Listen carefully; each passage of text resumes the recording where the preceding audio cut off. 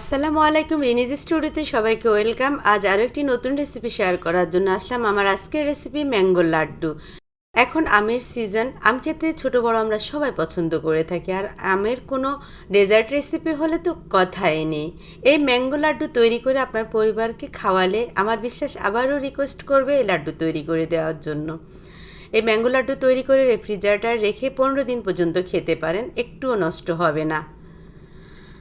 আমার চ্যানেলে আমের কিছু রেসিপি আছে, চুলায় তৈরি ম্যাঙ্গো কেক রেসিপি আর ইনস্ট্যান্ট ম্যাঙ্গো লাচ্ছি রেসিপিটা আপনারা চাইলে দেখে নিতে পারেন, ডেসক্রিপশন বক্সে লিংক দিয়ে দেব। আমি দুটো আমকে নাইফ দিয়ে কেটে চামচ দিয়ে তুলে নিয়েছি, আপনারা আপনাদের সুবিধা মতো কেটে নেবেন। এখন এগুলোকে আমি পিউরি তৈরি করে নিব। একটা ব্লেন্ডার জার নিয়েছি, এবার আমগুলো দিয়ে দিচ্ছি।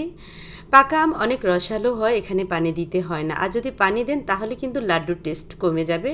তো এভাবে আমি পিউরিটা তৈরি করে নেব। যদি ছোট টুকরো থেকে যায় তাতে কোনো অসুবিধা নেই, লাড্ডুর টেস্ট আরও বেড়ে যাবে। পরিমাণ কতটুকু হয়েছে রান্নার সময় বলে দেবো। এবার চলে আসছি চুলায়। চুলা জ্বালিয়ে দিয়েছি মিডিয়াম হিটে। চুলায় প্যান বসিয়ে 1 টেবিল চামচ পরিমাণ ঘি দিয়েছি। ঘিটা গরম হওয়ার পর এখানে হাফ কাপ পরিমাণ সুজি দিয়ে 4 থেকে 5 মিনিট পর্যন্ত এগুলোকে ভেজে নেব খুব ভালো করে। বাদামি কালার হতে দেব না, একটু হালকা কালার হলেও অসুবিধা নেই। এবার এগুলোকে নামিয়ে ঠান্ডা হওয়ার জন্য রেখে দিলাম। প্যানটা পরিষ্কার করে চুলা বসিয়ে দিয়েছি, চুলা জ্বালাইনি, পরে জ্বালাবো। দিয়ে দিচ্ছি ম্যাঙ্গো পিউরি। এখানে মেজারমেন্ট কাপে 1 কাপ আর 1/4 কাপ পরিমাণ হয়েছে। দিয়ে দিচ্ছি ফুল ক্রিম লিকুইড মিল্ক, এগুলো জাল করা, একটু গরম আছে, 1.5 কাপ পরিমাণ। এখন দিয়ে দিচ্ছি সুগার 1/3 কাপ পরিমাণ। আমটা অনেক মিষ্টি আছে আর আমি মিষ্টিটা একটু কমই দিয়েছি, আপনারা 1/2 কাপ পরিমাণ সুগার দিতে পারেন। দিয়ে দিচ্ছি 1/4 কাপ পরিমাণ ফুল ক্রিম মিল্ক পাউডার। দুটো যেহেতু হালকা গরম আছে, একদম ভালোভাবে মিশে যাবে, কোনো লাম্পস আসবে না, এটা দেখেই বুঝতে পারবেন।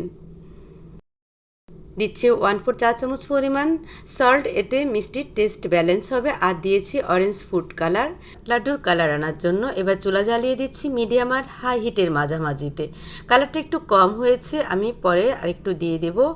আর অনবরত নেড়ে দিচ্ছি তলানিতে যেন না লাগে। 1/4 চা চামচ পরিমাণ এলাচ গুঁড়ো দিয়েছি, এতে সুন্দর একটা ফ্লেভার হবে।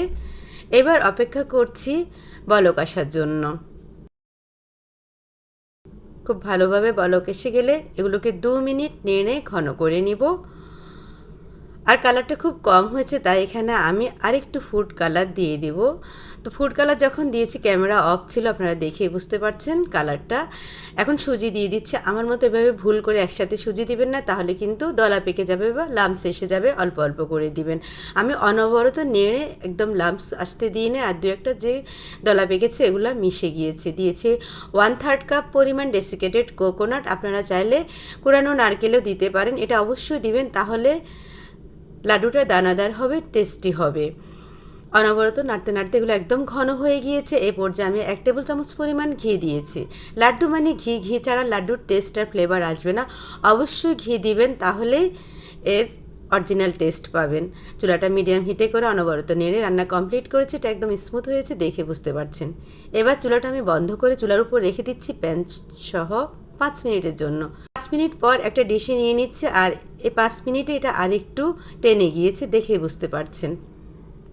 এর চেয়ে বেশি ঠান্ডা করব না, এখন লাড্ডুগুলো তৈরি করে নিব। নিয়েছি আমি মিল্ক পাউডার পরিমাণ মতো, আর হাতে একটু ঘি মেখে নিয়েছি। এবার লাড্ডু তৈরি করে নিচ্ছি।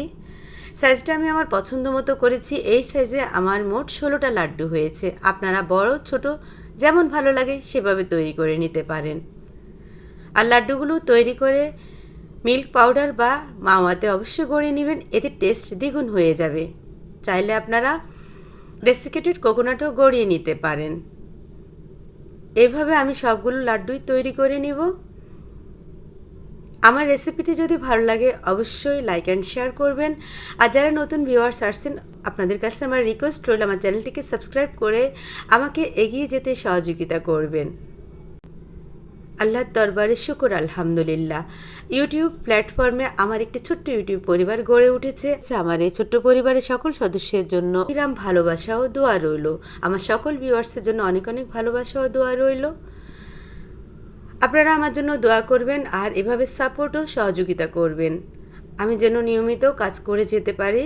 ইনশাল্লাহ একদিন আমি আমার শখের কাজের সফলতা পাবই, এই বিশ্বাস নিয়ে আমি কাজ করে যাচ্ছি। তৈরি হয়ে গেল ডেলিশিয়াস ম্যাঙ্গো লাড্ডু। এবার একটা আমের ফালিকে কিউব করে কেটে পরিবেশনের জন্য সাজিয়ে দিলাম। একটা লাড্ডু কেটে দেখিয়ে দিচ্ছি এটা কেমন হয়েছে, কতটা পারফেক্ট হয়েছে, ভিতরে কালারটা কেমন এসেছে। আশা করি রেসিপিটি আপনাদের ভালো লেগেছে। যদি ভালো লাগে ট্রাই করে আমার কমেন্টস বক্সে জানাবেন কেমন হয়েছে। আজ এই পর্যন্তই। আমার জন্য অনেক অনেক দোয়া করবেন। Thanks for watching. আল্লাহ হাফেজ।